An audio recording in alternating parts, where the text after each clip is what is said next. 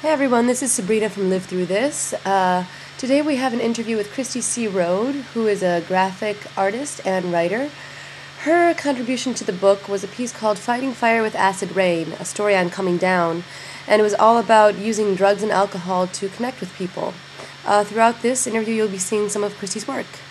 One thing that I really wanted to have in your piece that actually didn't get in as much was about being Cuban and what that means. But it didn't seem to be, when we were talking, something that you wanted to write about at that point. But yeah, well, I mean, the experience of like having issues with drugs and using drugs to get over traumatic situations is like, I guess it's something that I've written a lot about. Just like the general idea that this society that we live in isn't really conducive to healthy healing, so we do destructive things.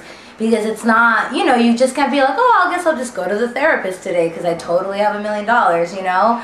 Like, it's like, no, it's easier to just, like, blow rails and forget about it, you know? Like, we don't live in a society where, like, mental health is easy. And, like, that is, like, something that I'm really focused on writing about. But then, like, my experience being Cuban, of course it ties in with, like, the way that sexuality wasn't easy and embracing sexuality wasn't easy, living in a very like traditional like Catholic Cuban community, and of course that led to like discovering sexuality through destructive routes, like not even destructive but like off beam, like, you know, like being a really promiscuous teenager, which would like, and that led to shitty relationships, which leads to drug abuse, which leads to blah blah blah, you know. So in the end, like, of course it all like ties in, but I never really like have written about a direct connection between like drug abuse and my culture, but of course, you know. Yeah, as you were talking about, you know, what it means to go through a Latin culture, what does it mean to go through a punk culture for you, or what did it back then and it doesn't mean something different now? Well, it definitely means something it doesn't mean, I don't know, like back then it was like this beautiful, like flawless saving grace for me, you know, because it was like, here is this world, as a teenager, I was like, here's this world that is still like Latin. It's like Latin young people justifying my, like, who I am, whereas my Latin community at school, like, it was like very like Catholic or very conservative, very like, you have green hair, are you gay? Like, it was bullshit. And like, so everyone was like, why do you listen to Green Day? Like, you're such a white girl. Like, why don't you listen to, like, you know, fucking like Barrio Boys? Like, fuck the Barrio Boys, they're sexist. They've started reading all these zines and listening to all these bands like Bikini Kill or like Propagandhi, like just all these bands that were just like addressing all these things where I was like, oh yeah, this is totally how I feel, you know? So it's like it was a very like,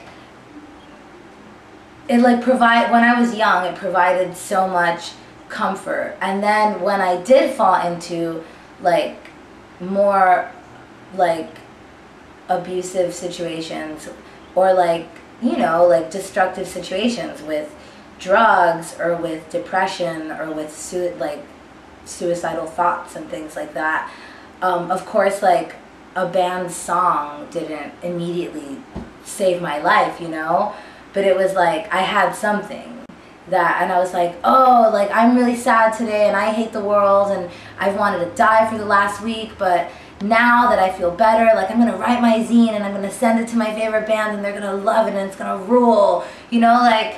And it was this amazing like outlet. You know, you go through phases as you're growing up, but now that I'm older, I feel like, of course I still have like fucking splurges with self-hate and like the desire to be destructive, you know?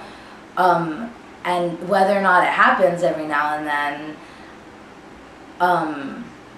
I feel like I have found enough communities that support me and that I could go and like talk about what's going on. Like I have enough support right now in my life, whether it's like a community or specific friends, you know?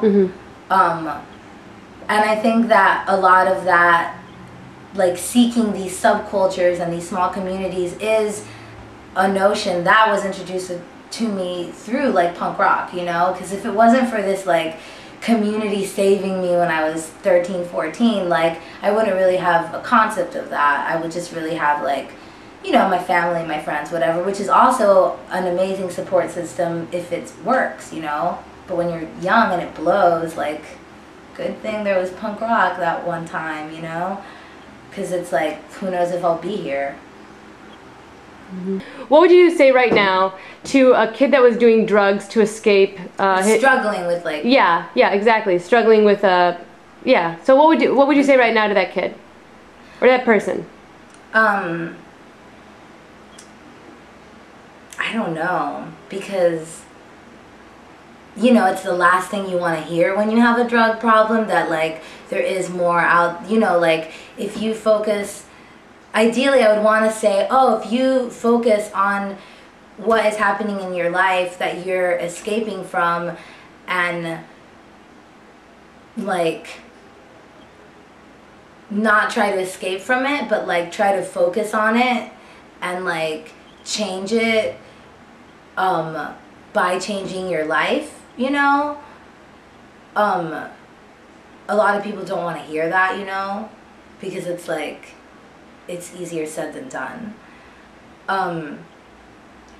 But it's also like really important to let someone know that them doing the drug doesn't make them this weak, terrible person, you know? Because a lot of people feel guilty for doing drugs. A lot of people feel like scared when they like constantly need this thing, and that's what society wants. Like society wants you to like feel petrified that you have a heroin addiction because you might go to jail for it. And that's the thing, like people have drug problems and they get put in jail. They don't get put in like rehab, or like they don't get put in like a good rehab where like who gets good rehab? Like celebrities, like who have a ton of money to go to the fucking Betty Ford. What is that? What it's called? The fucking Betty Ford Clinic. Yeah, the Betty Ford Clinic. Yeah, like it's like, I think that it's not really like telling the kid something. It's more about like being a constant support and being like not really being like, oh yeah, go do your drugs now and then hang out with me later, but like not persecuting them for doing the drugs, but asking them, why are you doing the drugs? Like what's going on? Like what can we do to move beyond that, instead of what can we do to erase it, you know? And it's fucking hard when it's something you can't fix, like death, like trauma from, like when it's things that are just that are just scars that are there, you know? You're in an abusive relationship, the way you interact with sexual partners is going to be dented for life, but in a way that it doesn't have to be bad. Like it could be like, you know, through that, maybe instead of like doing drugs to like embrace sexuality, you can,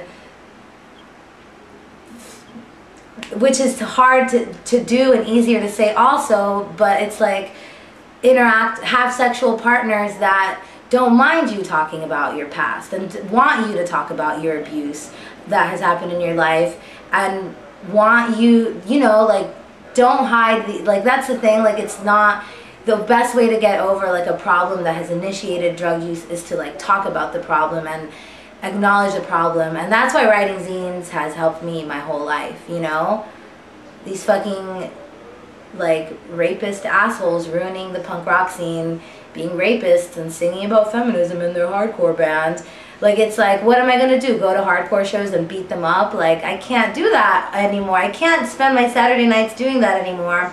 So it's like writing about it was just really helpful. It's like you need an outlet besides concealing the problem. You need an outlet that's gonna like focus on the problem, which is why Live Through This is a great piece of work. You're so cute.